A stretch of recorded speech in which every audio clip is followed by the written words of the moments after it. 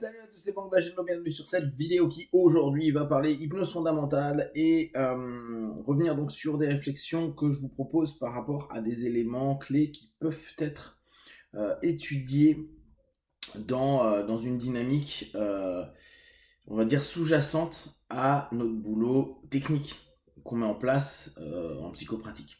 Je reviens sur cette idée de fondamentaux avant même les bases. En ce moment, je le fais beaucoup dans le cadre du Jiu-Jitsu, à dire il y a des fondamentaux, c'est-à-dire des fonctionnements et des automatismes à prendre en compte euh, qu'il est important de travailler avant même un travail technique, avant même de cumuler des techniques qui souvent nous donnent l'impression de pouvoir maîtriser. Vous savez, c'est un petit peu cette fameuse problématique des personnes qui vont faire toujours plus de stages, de séminaires ou de certifications en fonction des disciplines pour apprendre encore et encore et encore et encore.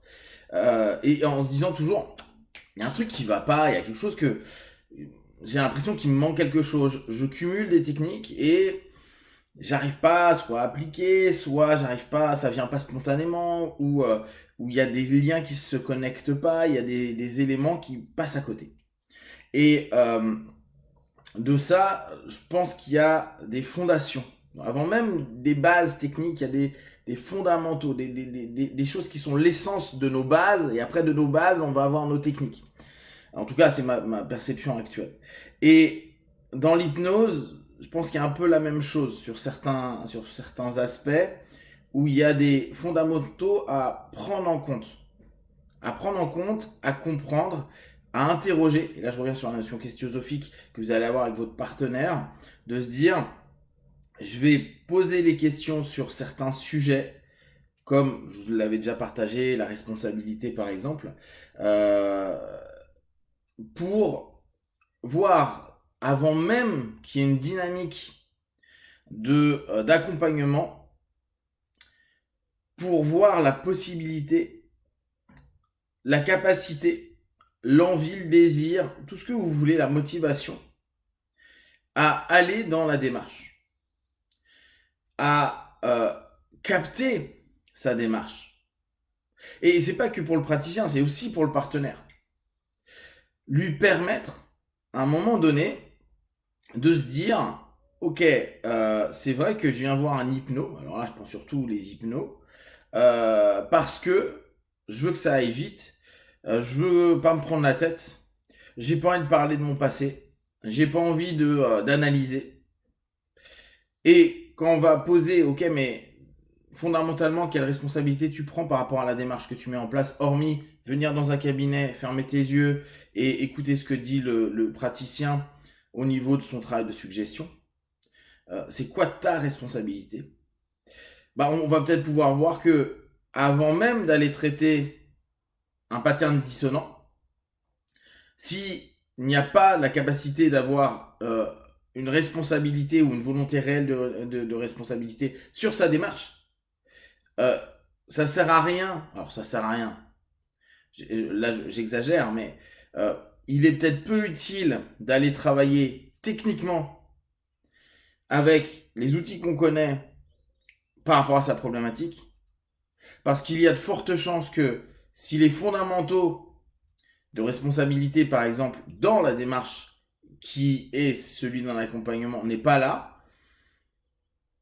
on risque de ne pas avoir du tout de feedback, d'avoir des feedbacks qui vont s'éroder très rapidement, qui vont pas durer donc dans le temps, etc. etc. Et travailler dans un premier temps sur ces fondements va permettre à notre partenaire potentiellement d'être prêt. C'est comme si vous étiez en train de baliser, comme si vous étiez en train de structurer la démarche qui va être mise après en œuvre.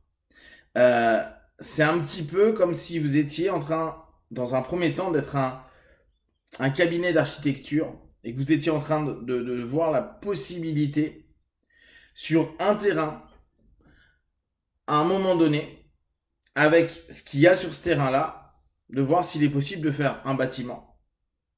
Ou si le bâtiment voulu n'est pas complètement hors norme, inadéquate à ce que vous, ce qui va être possible de faire sur ce terrain-là. Parce que peut-être le terrain est trop meuble, parce que peut-être c'est en zone inondable, parce que peut-être plein de choses. Et c'est un peu pareil avec nos histoires de vie, nos fonctionnements. Et c'est là où on peut retomber sur les attentes excessives de nos partenaires. Et d'où le fait parfois qu'ils enchaînent des praticiens, d'autres praticiens, encore et encore et encore, pour parce qu'ils trouvent pas cette espèce de solution qu'ils veulent et qu'il n'y a pas la magie parfois vendue ou trop vendue malheureusement dans les systèmes d'accompagnement. Oui, en 25 tappings ou en 17 suggestions, ta vie va changer. Et c'est tout simplement que le projet, il ne matche pas du tout avec la zone actuelle telle qu'elle est. Peut-être qu'il va falloir défricher, peut-être qu'il va falloir aplanir, peut-être qu'il va falloir changer le projet, peut-être qu'il va falloir dans un premier temps chercher une autre place, etc., etc., etc.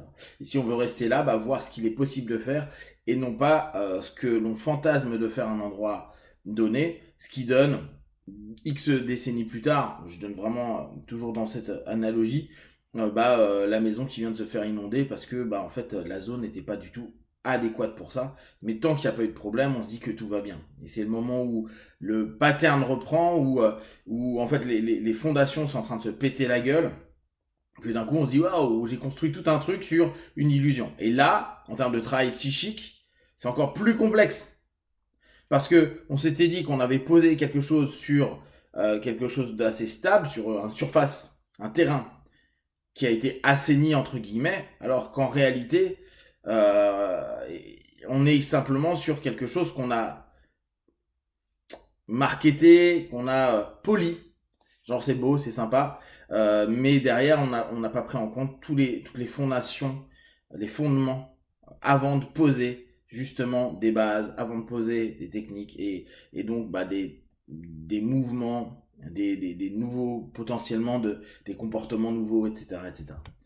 Donc là, moi, ce que je vous invite à faire en tant que praticien, c'est souvent regarder en amont même de la problématique. Et ça, on l'a souvent, beaucoup de praticiens déjà font. Moi, je regarde pas que le symptôme, je vais aller à la cause, je vais aller rechercher, etc.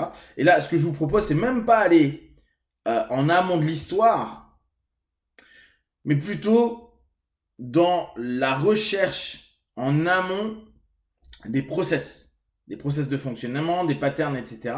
pour commencer à capter ce qui va être, ce qui est déjà posé, ce qui est déjà en place, les déséquilibres potentiels, les axes qui sont complètement bancaux et ceux qui sont peut-être des murs porteurs, capter le fondement psychique, j'exagère un petit peu, mais en tout cas de fonctionnement lié à la problématique de notre partenaire ou lié au partenaire. Donc là, on n'est plus dans j'ai ou je suis une pancarte, mais peut-être même dans le structurel du partenaire.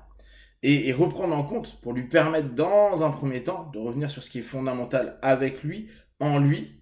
Et hier, on parlait un hypnopapotage, peut-être revenir à ce côté animal, primitif, pour permettre après de reprendre une structuration et faire s'éveiller et régler les points de blocage avec lesquels le partenaire peut venir en cabinet.